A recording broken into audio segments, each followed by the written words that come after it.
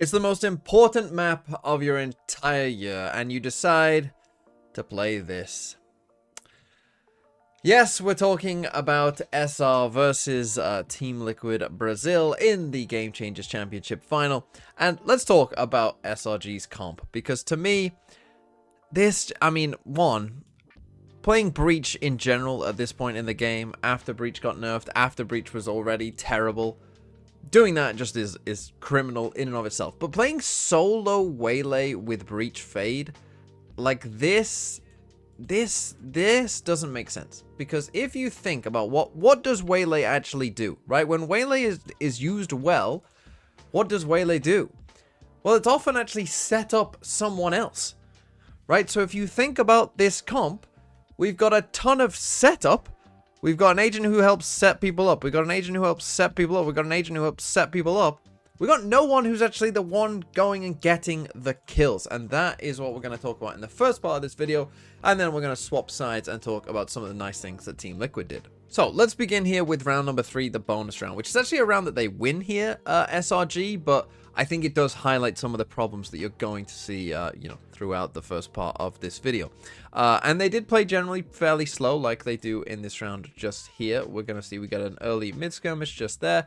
And now what we're going to get is, keep your eye on Neuer, because Neuer is now going to take this little bit of timing here. And luckily for Neuer, she has full shields, and so is going to be able to kill Jelly here with the Outlaw, right? So, okay, decent start for SRG. Now what's going to happen is they're going to figure out that there is an a judge here in B main, and go, rightfully so, go, yep, let's not deal with that. Now, Neuer is obviously tagged pretty low, and in a 4v5, Team Liquid want to try and even up the numbers, and they do just there. But at this point, SRG are just basically waiting for these two players to come across so they can go and do this A exec. But now you're about to see the problems that they're going to have of like, well, where exactly do you want to send this Waylay? What exactly do you want to do here?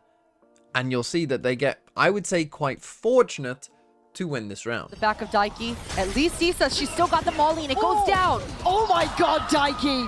Smacking Donut out of the air. Issa would have been noted here earlier. They need to find her. She's next on the target block and she's caught. Okay, so there's a couple problems here for SRG. One is that they just go too early. I don't really know why, there's still time, like time really isn't an issue. We'll get there in time. You don't really need to send it now. Mel and Sarah, they have util that can help you.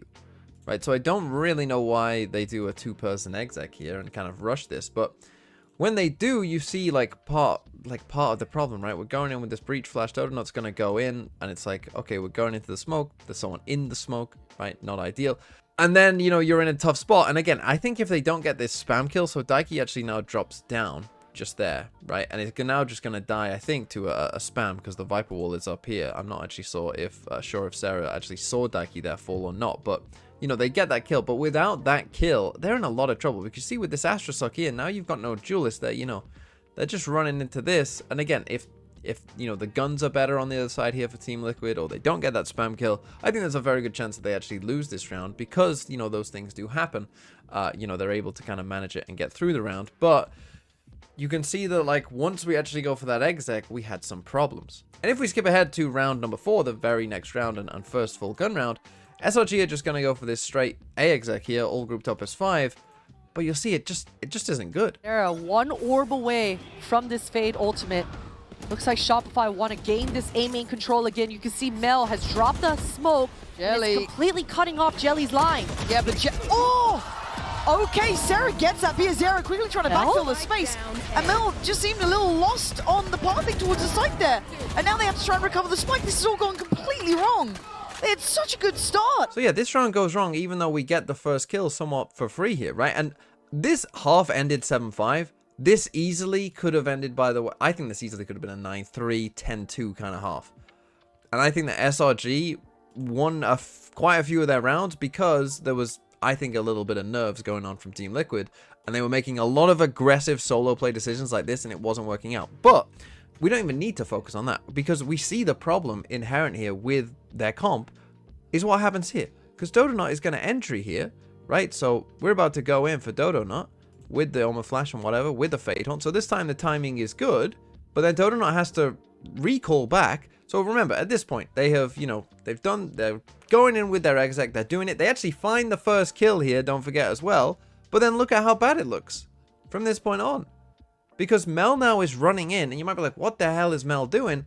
Well, Mel's trying to play off the util and trying to play off, you know, the Waylay going in. But you've got just, you know, the Waylay's going back, the Breach and the Fade aren't the ones who want to go in.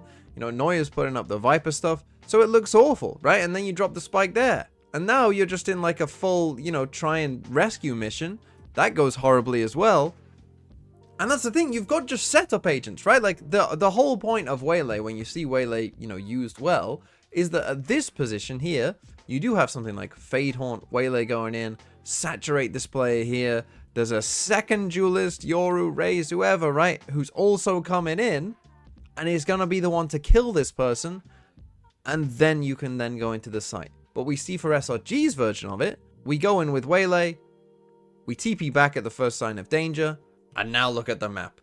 Now it looks horrible, right? And now we get punished by, you know, really any team, to be honest. So, and that is the fundamental problem that they have on their attack side with this comp. It just doesn't work. And we saw in the game prior to this as well, SRG also lost 13-6, only winning 3 attack rounds with this comp on split, because it doesn't work. Okay, let's skip ahead now to round number 6. And in this one, well, we're at this position in the map. So they've looked up a little bit on A. Other than that, not too much. You got a Viper's Pit here in mid. But I talked about like Team Liquid making some kind of strange decisions in general. This is perhaps the strangest of all, where Jelly decides to try and take that timing. And we end up in a 5v3. Now, there's quite a few problems at this point from SRG that I have with what they do, which is at this point you've now just got a kill up in here, got a kill in here that you should have never have got, but you know, you're in a 5v3. At this point with a Viper's Pit in mid, you now know the setup, right? You know that it's 1 1 1. There's no real other setup that this could be, right? You also have this player here to cut off this Viper's rotation. I mean, at this point the call should just be go A as quickly as you can, because this Viper can't fast rotate here. Right, but instead you see that they're like a little bit concerned. They're waiting for some reaction, but you see they take so long that they give the time for this Viper to then start actually to kind of slowly clear this out and actually get into position here. They also give time here for Georgina to walk out through B main, you know, still putting stars down. You see that Mel is here, I think, you know, trying to be a backstab on the Viper if the Viper followed them. But because you were slow here, you know, you gave time for this to happen. You gave time for this to happen too. So this makes this a bit harder, and then they get punished for that. Just right too. And look at the showstopper. Bizarra is at A with a huge ult. Yeah, here we go. Bizarra still going to get it with the show. It's not even the showstopper, it's the paint shell. So again, when you take a look at how this exit goes, and it doesn't go great, despite the fact they use a Fatal in a 5v3, and they have, you know, they could go basically wherever they wanted to and be okay. This is a very hard skill, I think. When you're playing solo Waylay, and this is a tough skill in general, and I think the very, very best Waylays are getting decent at it, which is knowing when to recall and when you're actually okay, right? Because in this instance here, Dodonut is actually okay. This is a free kill for Dodonut, but she's going to recall. And this is the thing. This is one of those skills that if you're playing solo Waylay, you have to be amazing at this. And the thing is, you probably want to err on the side of like staying in most of the time, because your team kind of needs you to, and hoping that they can get there and trade. Because you see what happens when we don't do that, right? When Dodonut now is going to recall, you're going to see it come back here. And, you know, we get a kill to the nade there as the Breach is running into the vulnerable nade. Imagine that Liquid are in a bit of a better spot and not in a 5v3, and, you know, this gap doesn't necessarily exist in that scenario. You know, they probably lose this round, right? Luckily for them, Neuer finds the timing and is able to get this kill. But even then, the round is still not completely over. And actually, they end up losing it. But the site's still a problem. Neuer trying to get in towards the site. Oh! Bizarra just trying to buy time, be a threat, be a nuisance. Go! It's a trade out. Neuer, it took everything just to get this safety to get a plant. Georgina should hear the sound cue of that plant going down. And not only that, Bizarra's told her both players are in the site. She's got the info. Georgina slowly working through CT, clearing towards Pillar. Checks to the right, sees nothing. She can still build off that information previously told. The crossfire still in play. Georgina going to try and split them apart. Do what she can to divide and conquer. Smoke up, they get a little paranoid, little antsy. And now Georgina on the corner. No! Heroics from Georgina! So we see that, I think, almost a little bit of anxiety in the 2v1 as well. Maybe the pressure getting to SRG a bit, because to me, this is just like they don't really come up with a plan of what they want to do, right? Like they plant the spike and they stay exactly where they were the whole time, right? And particularly when you're playing against, you know, an Astra has tools, you know, to potentially isolate these angles, to potentially, you know, cause some problems for you if you're trying to, you know, play this sort of thing, right? Like there's a world where these stars go down and, you know, this could be a stun here and Sarah all of a sudden can't trade this, right? There's a world where this is a recall, and if Georgina, you know, recalls this and comes down here and sees, you know, the edge of Dodonut or whatever, Sarah can't trade that, right? Like they needed to come up with a bit more of a plan, essentially. It felt like they were playing a little scared. They're like hesitating. They're like wondering. They're thinking that's the moment that it's gonna happen. It doesn't. Georgina then gets that kill, and then Sarah is like almost like too in the middle of this box and too tight to the box to actually then, you know, go and effectively trade that kill.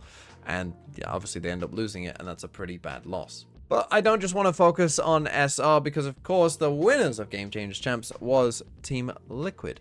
And I wanted to start off with their attacking pistol round, because they, you know, truly in the TMV fashion are going to run a pistol round fake here. So you can see it set up from the very start, right? We're going to blast back across with the raise. We're going to put a star down here. We've got our Viper Wall here. We're going to fade Prowler here. We're going to Yoru TP back across after our Yoru has flashed. We're going to send a raise nade in. We're going to make this sound all big and loud, and as if we're about to do this ace split. You see the reaction that it gets from SRG. We rotate over here. We push mid. You know, we're now waiting and watching, and that's the thing, they had no one in heaven here. What I like about this fake is if a team truly did come into ramp and see no one here, right, they might pause, they might sit and wait, because they could do this, right? They could come to the site, and so it still doesn't feel necessarily like, you know, it's not real. And by the time they perhaps start to realize that there isn't people there, that's given them the time to actually get out here onto B, and you see that the map actually looks pretty favorable for Team Liquid. They're already out. She has no idea. Now she knows! Big shot, falls away, calls for the cavalry. They're not here yet. Sarah can't spot that cross. Spikes are on the site. Mid, taken over by Biazera. The timing just a second too late, and at these sort of levels, that's too late completely. Donut and Alexis, the last two alive, 4 standing for Liquid, and they have the time ticking for them. Playing to their tune now, and that late presence in middle is a problem. Donut aware. Deals with it, but at the cost of a lot of HP. Kills! And wait, hold on, there is still a chance of this. They've got to have a good idea where they are now. Broken on the horn, they've got to put a body behind it. Jelly takes a look. Time now starting to tick. They've got to get going on the defuse. Donut's still alive on 10 HP. Daiki just plays to the time! So pistol round fakes, they always work. They have never failed in the history of Valorant. Don't quote that. But let's get ahead now to round number 19. You see, we're actually starting to get to the part of the game where it was crunch time. And it's a very interesting round that I think this one was kind of crucial that they win here, because what you'll see is it's a bit of a strange one, to be honest. It showcases like what I like about Yoru and the different ways that Yoru can work. Anyway, you see here what they do here, Team Liquid. They come and take mid, right? They go for a little 1-3-1 mid default. They take mid. Now, what they're going to decide to do is come for this B split.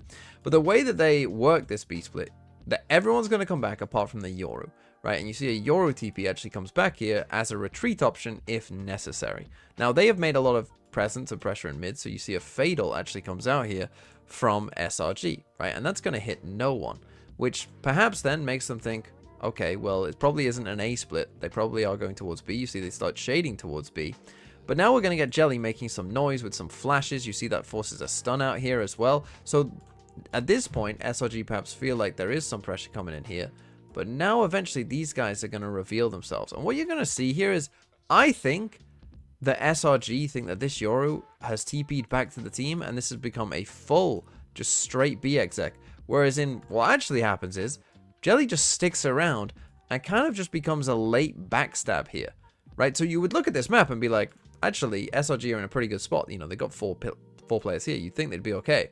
But because they just kind of get laser focused on the players in B main, it's almost like they don't believe that this Yoru is still there, and that kind of allows Jelly to win the round. Shouldering towards B main. That's the sketchy part. Good stall, actually, with that paranoia. Gets to reposition from the paint shell of the seas. The Ow. spam is so good. She's still gonna have one with Alexis in support. Georgina on the trade.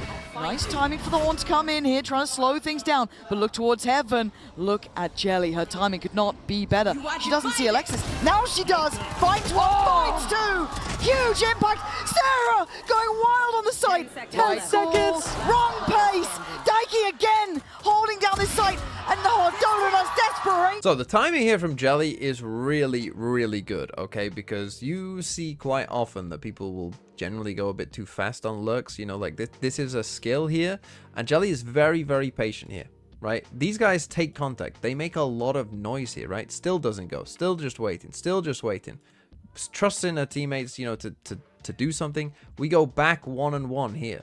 Right, so we go 1-for-1. Still hasn't gone. Still just waiting. Still just chilling, right? Once kills start happening, that's when people will really start looking in a direction. That is a good time to start if you're wondering to, you know, begin this lurk. And again, because it's a Yoru, it's like, well, maybe that Yoru did TP back. I mean, the option was there for Jelly to TP back. And also, it's a great job by the teammates here of Liquid as well to just pause, right? So we've had these kills. Jelly is now starting to walk up. These guys don't go running out into their death, right? They just kind of chill. They just kind of wait. They destroy some fade utility. They make it sure that we're still here. We're still, you know, gonna have to do this eventually. We're just chilling for a bit, and they give Jelly this time. And you see everyone's still super focused on main. You know, the Astral coming out as well, making that voice line at the moment that Jelly comes out of the smoke is nice. And then really well played by Daiki here to realize, you know, to analyze the situation, understand what Sarah is, you know, most likely going to try and do to win the round in that moment right there.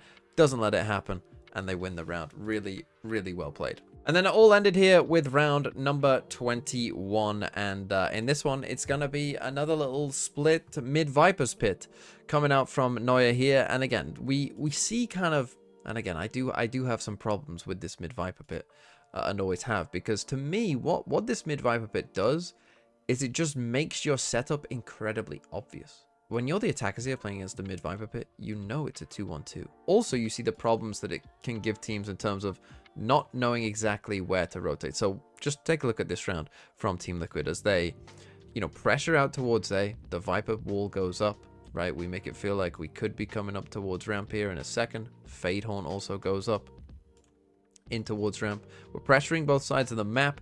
We now look like we're about to come in for this B exec, and it does actually end with a B exec. That's what they do want to do, as we can tell from the map here.